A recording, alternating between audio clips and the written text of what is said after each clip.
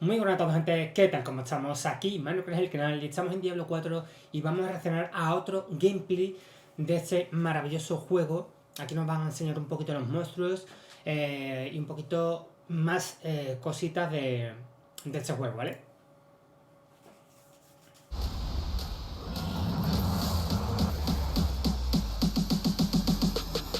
What's up, world? My name is DiEoxidE, and welcome to episode 3 of our Game Guide series.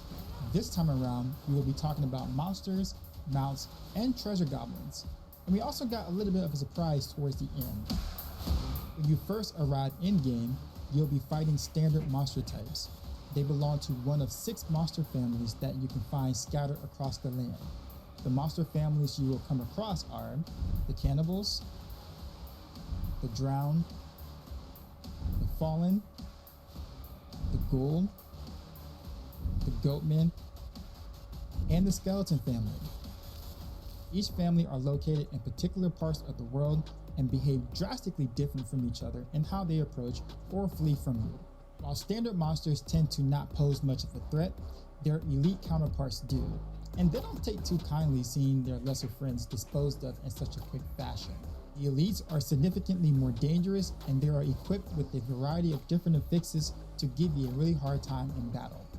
Lucky for us, they are color-coded underneath their health bar. That gives you a heads up in knowing what you're dealing with before they start casting their abilities. Cold affixes want to slow or freeze you, fire affixes want to hit you hard, lightning affixes like to do lots of small tick damage across a wide area, poison affixes favor damage over time, shadow affixes prefer to make you lose control and blind you from the battlefield, and utility affixes don't have an element attached to them, but they're the kings of crowd control and messing with terrain. Understanding what each of these do will help you survive on the battlefield. Do not underestimate elemental resistance on gear, especially towards elements that may give you a bit of trouble. Should you choose to explore every nook and cranny of the world, you'll eventually come across special monsters that are typically hard to find otherwise. These monsters will put up a challenge and drop a specific rare item every time you slaughter them. Here, we have the wrathful Oscar Reed. He always drops the Mace of Blazing Furor. These items always roll the same stats that are unique to that item only, which is a big deal if you're looking to add some finishing touches to your build that you can't find elsewhere. So, you've seen everything, right? Standard monsters, elites, special monsters, dungeon and campaign bosses. Well, think again. You haven't seen anything until you fought a world boss. These ginormous monsters are the first of its kind in any Diablo game. They're so massive, the camera has to pan out a ton just to be able to fit the fight in view. These will be some of the most challenging monsters you'll fight in the game, so make sure you're properly leveled before choosing to take on one of these behemoths.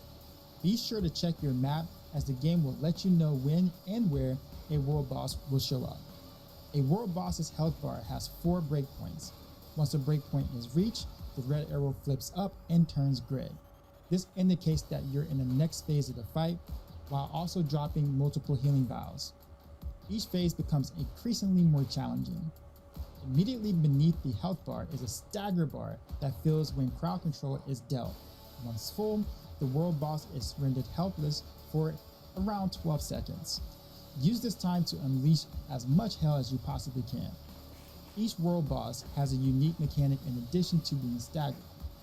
The Shaba world boss arm breaks permanently when staggered, making her weaker for the rest of the fight. Treasure goblins are back in Diablo 4, and they're even more elusive than ever. Treasure goblins are a rare spawn that can appear in the open environment as well as inside dungeons.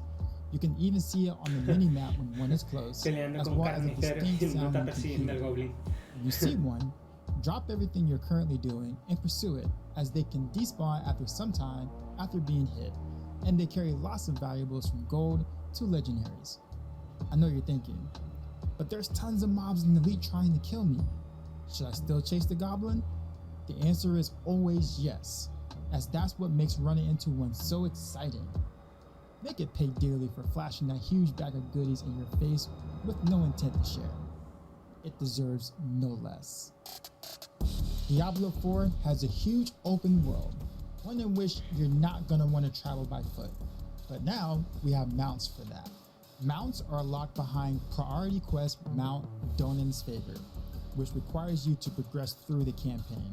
Las After monturas. completing this quest, you'll be able to unlock additional mounts, skins, and other improvements as you make your way through the game. Each class also has unique dismount abilities, allowing you to jump right in battle while riding your horse. These abilities deal a little bit of damage, but most importantly, they look awesome. When you're in town, don't forget to show some affection to our furry friends. Use the hotkey to pull up emotes and use hello to pet the dog. Mascotas. As you can see, he's loving it. But you gotta get back to saving Sanctuary. Just let him down easy, as he'll follow you around town until you leave. But wait, there's more. The same emote works to pet the cat also. Well, sort of. The cat won't let you touch it, but it has no problem showing you his belly. This is the most you're gonna get out of the cat, but hey, it could be much worse. And this concludes episode 3 of our game guide series. For the absolute chillest vibes daily, check me out on Twitch. For stellar gameplay and guide videos, check out my YouTube. I'll be back in episode 4 to talk about dungeons and the Codex of Power. See you in Sanctuary.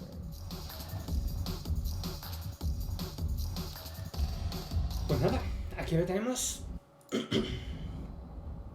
Este nuevo vídeo reaccionando pues básicamente a este gameplay que te explica pues los distintos monstruos, los distintos bosses que hay y sobre todo el tema de la ambientación, el tema de los goblins del tesoro, todo eso que tiene pequeños cambios que en Diablo 3 por ejemplo no había.